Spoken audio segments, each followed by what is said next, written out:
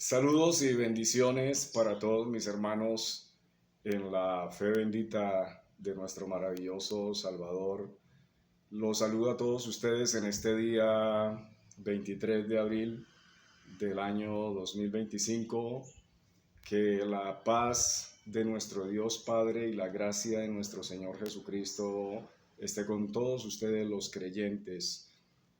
Nos disponemos en este momento para oír la bendita palabra que exponemos cada semana en este lugar.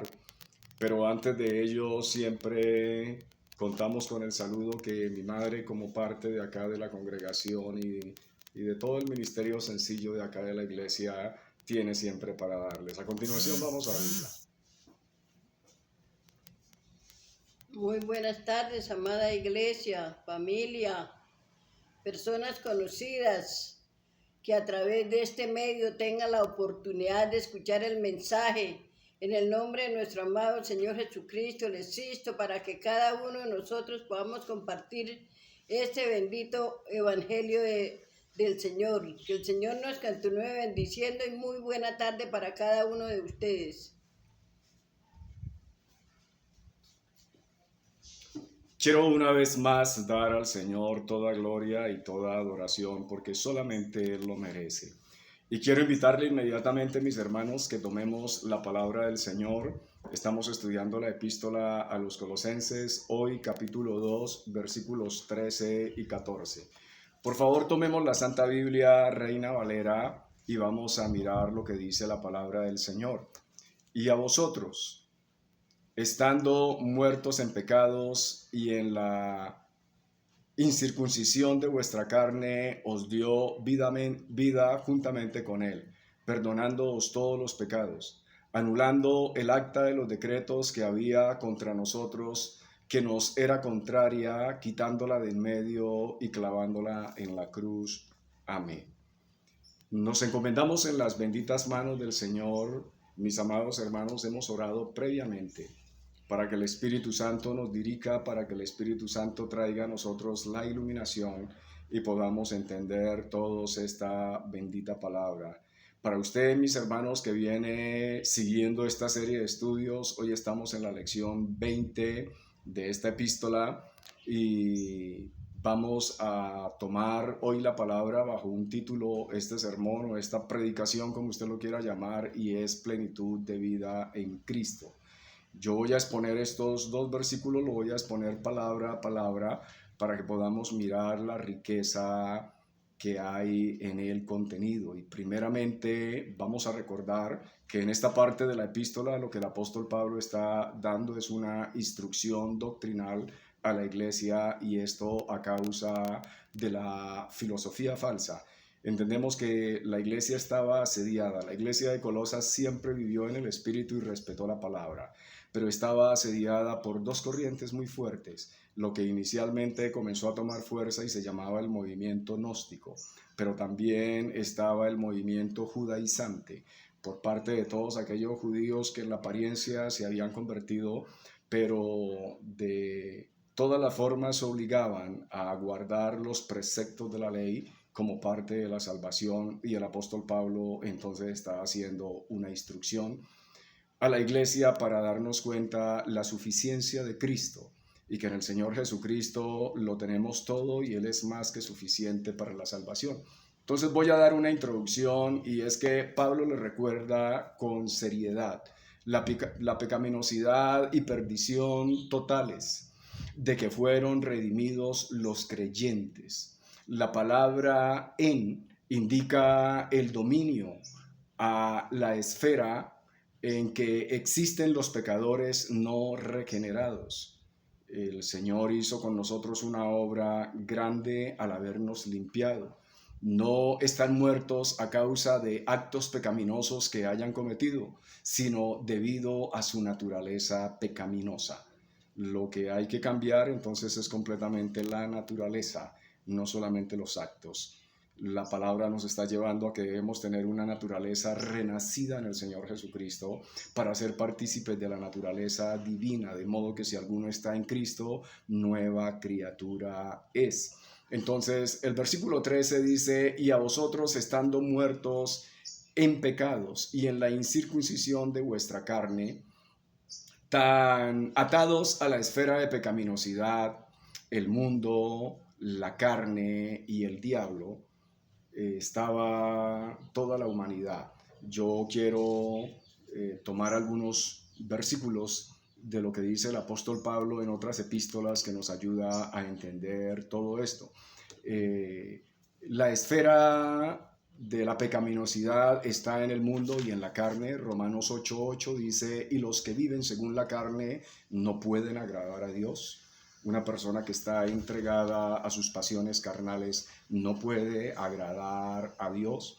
También nos habla de aquellos que están bajo el dominio del diablo. Primera de Juan 5:19 nos dice, sabemos que somos de Dios y el mundo entero está bajo el maligno. Esto es todos aquellos que están bajo la potestad del enemigo. Estamos hablando de aquellos que no se han convertido. Estamos hablando de aquellos que no han recibido todavía la luz del evangelio. ¿Por qué? Porque son incapaces de responder a los estímulos espirituales. Esto no es de los hombres. Esto es un acto completamente divino. Carentes por completo de toda vida espiritual. Pablo amplía la definición de esta condición de los no salvos en 1 Corintios 2:14, y voy a leerlo. Pero el hombre natural no percibe las cosas que son del Espíritu de Dios porque para él son locura y no las puede entender porque se han de discernir espiritualmente. Una persona en su mente natural no puede encontrarle sentido a esto. Para una persona que está en su mente natural, todo lo ve normal, todo lo ve correcto, no le ve problema absolutamente a nada y no puede entender esto, porque es que esto se entiende solamente espiritualmente. Esto es a los que todavía no se han convertido y carecen de vida, sabiduría y sabiduría sobrenaturales. Cuando nosotros conocemos el Evangelio y la gracia de Dios nos es revelada y comenzamos a vivir bajo el dominio de Cristo, guiados por la instrucción de su palabra, se nos abre la mente. El Señor milagrosamente nos abre a nosotros todos nuestros sentidos espirituales y nos da a nosotros algo que se llama la iluminación. Esto es la capacidad de poder entender la escritura revelada, que usted tome la palabra del Señor, la Biblia, y usted pueda comprender el mensaje de una manera correcta.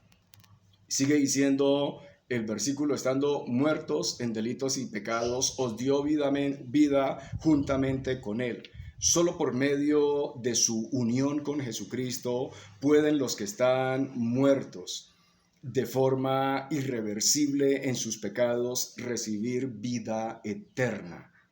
El pecado es algo que no se puede echar para atrás. Pero cuando una persona se une con el Señor Jesucristo, esto es aquel que cree, entonces puede recibir vida eterna. Vamos a verlo, Efesios 2:5. Nos dice de la siguiente manera, aún estando nosotros muertos en pecados, nos dio vida juntamente con Cristo. Por gracia sois salvos. Esa es la condición de una persona que no tiene a Cristo y está viviendo en su pecado. Está muerta. El pecado es muerte. El pecado nos lleva a la separación completa de Dios y la separación equivale a muerte. Una persona sin Cristo está completamente muerta, pero el Señor nos dio vida a nosotros a través del Señor Jesucristo. Por gracia somos salvos. Notemos que Dios toma la iniciativa y ejerce el poder que da vida para despertar y unir los pensamientos con su Hijo. Aquí la iniciativa la toma el Señor Dios. Él es el que causa en nosotros ese nuevo nacimiento. La obra de elección la hace el Señor en nosotros. En San Juan Él dice, no me elegisteis vosotros a mí, yo os elegí a vosotros. Entonces la iniciativa todo el tiempo la toma el Señor, porque nosotros no tenemos esa facultad, nosotros somos incapaces, no tenemos el poder para tomar tal facultad de decir yo determino la salvación para mí, voy a decidir que soy salvo. Eso no lo podemos hacer nosotros. Eso es una elección eterna que ya el Señor Dios tenía previsto para todos aquellos que son escogidos. Sigue diciendo el versículo, perdonándoos todos los pecados. Esto se llama redención.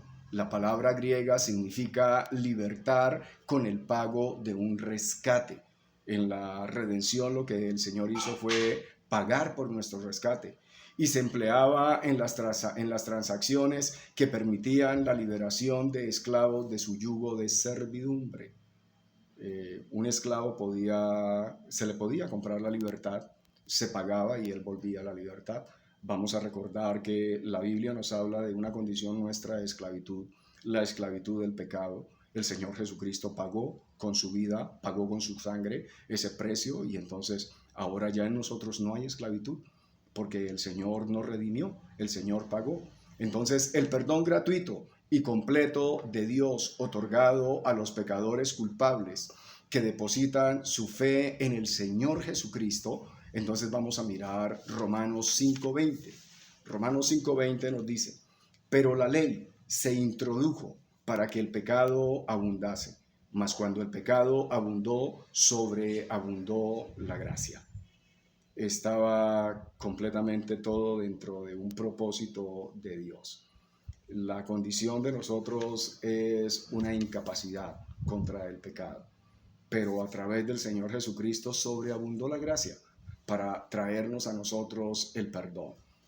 El versículo 14 nos dice, anulando el acta de los decretos que había contra nosotros. El significado literal de la palabra griega que se traduce acta es manuscrito y se refiere al certificado de una deuda que se escribía a mano y por el cual un deudor reconocía su deuda. Todas las personas deben a Dios una deuda por transgredir su ley. Estamos en una deuda. El apóstol Pablo nos lo aclara en Romanos 3:23. Dice, por cuanto todos pecaron y están destituidos de la gloria de Dios. Nadie puede decir yo no he pecado. El problema está que las personas solamente